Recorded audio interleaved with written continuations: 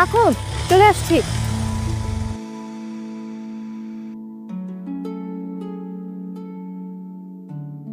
কি হয়েছে? এভাবে কেউ হার্ট ব্রেক করে? সরি, আমি আসলে ইচ্ছা করে করি নাই। তুমি হুট করে ব্রেক করতে বললা তো, তাই একটু হার্ট ব্রেক হয়ে গিয়েছিল।